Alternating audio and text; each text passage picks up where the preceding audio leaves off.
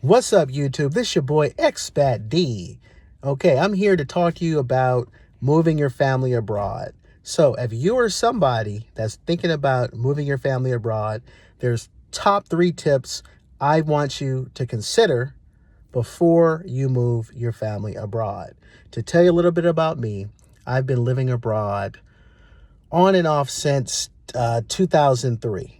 Okay, so I've had stints where I've lived abroad. I have stints where I've moved back to the States.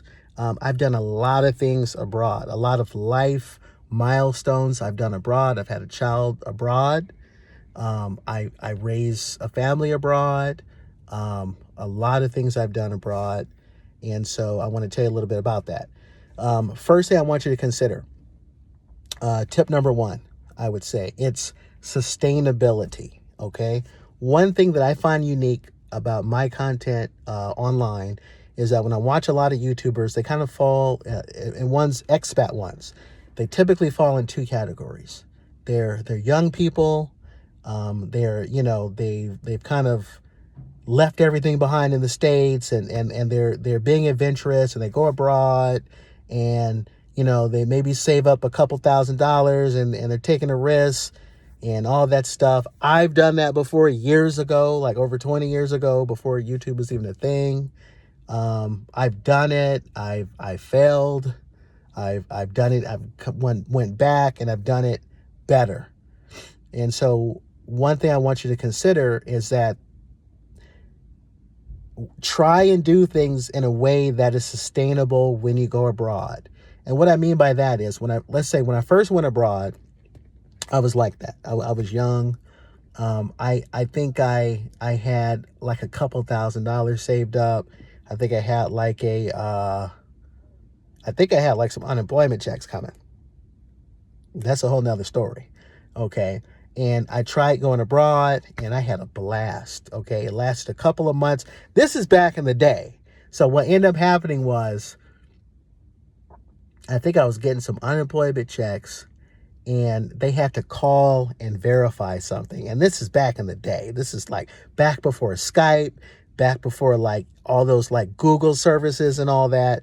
So, and then I think my card, I was traveling through Africa at that time, and my card got blocked. And that was like it. Like now, there's like digital cards, and if somebody needed to make a phone call, they could have just called my Skype number. So I literally had to stop from being abroad all the way to go back to the States to get that stuff handled. So I could have stayed longer, but we didn't have like the same infrastructures as we had today when that happened. But, long story short, my initial plan going there and staying there, it was eventually was going to fall short because I really wasn't doing anything, but just I was in my 20s, and I was just trying to explore and kind of find myself. But the thing about it is, when I was abroad, I started to look around, and I really saw how to do things more sustainably. And I noticed I wanted a broad lifestyle. So I went back to the States, and I did some more schooling, and I put myself in a position to where I can get certain jobs overseas that can set you up. What I'm doing now is sustainable, abroad.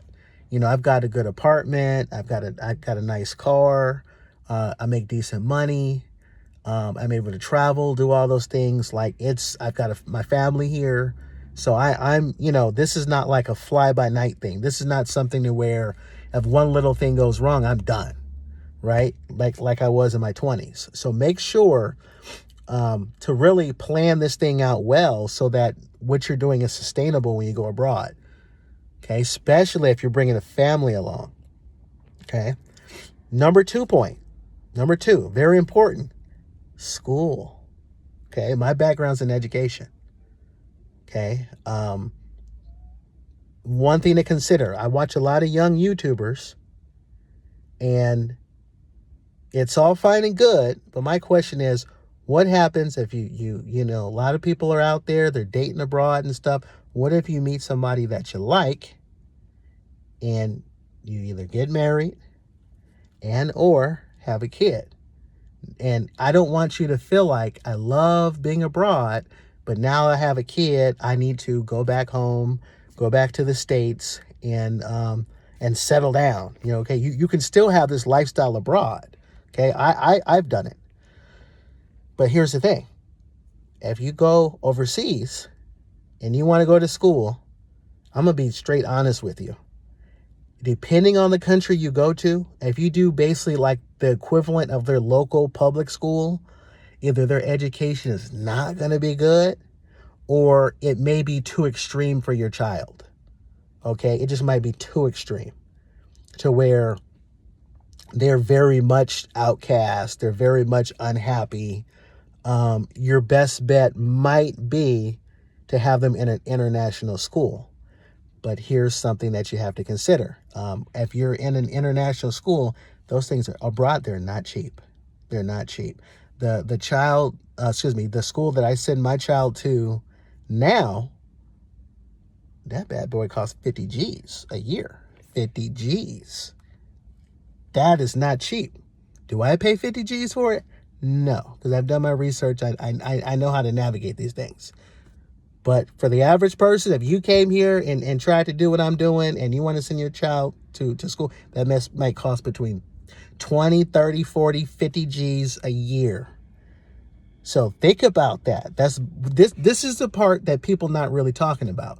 It's all good if you're young and you're doing some little, you might be doing YouTube or you might be doing some little, drop shipping hack or something on the internet. It might do you, little, might do good. You might sustain yourself a little bit, or it might get you by in a cheaper country. But what happens when you have a family? That's something really to consider. What are you going to do for school? There's other options. There's homeschooling and things like that. That's something you consider too. But do you want your child to be around other kids? Do you want them to be social? Do you want them to have that school experience? That's very important to think about. Okay. And then number three, the number three thing that I want you to think about when you're abroad, give me just a sec, is the younger the better. And the reason why I say that is I took my child abroad and I did it. Well, he was born abroad, and then we went back to kind of restructure ourselves. And we went back when he was in the third grade. The transition was a lot better. I've seen people that are bringing their children, I think when they get like past like middle, I think that they've kind of been in the system too long and it becomes harder and harder for them to adjust. Like I see it here. I see some kids come here for the first time in high school and they want to leave. They can't do it. It's a great experience, but the older they get, the more tough it's going to be for them to adjust. So I think if you're thinking about doing it, bringing children abroad and bringing a family abroad, the younger the better. I've seen the transition be a lot easier when they're younger. Okay. And then they have a better shot, if you want them to learn a foreign language or just, really just having a smoother transition. The younger the better, I think. All right. So those are my top 3 tips. My content. If you're someone that's interested in, leaving the rat race, leaving America, if you're really looking at it and seeing like, you know what, this is not designed for me to get ahead and you want to try something different, that's what my content's for. I've done it. I've been doing it since 2003. That's the first time I went abroad, and I've been doing it ever since. My background's in education. I'm a former college instructor. I still, work in the educational field. I enjoy living abroad. I enjoy talking to people and motivating people about it. Depending on what you want to see.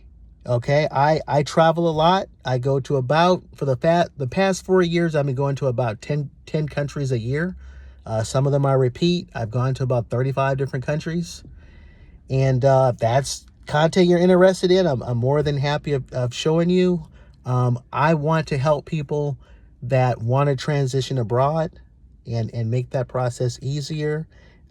Maybe share some things with you that you didn't consider that might motivate you to do so, or I may share some things for you to really get that, hey, maybe this isn't for me. Okay, so that's what I'm here for. I'm Expat D. Thanks for spending time with me, and I'll see you in the next video.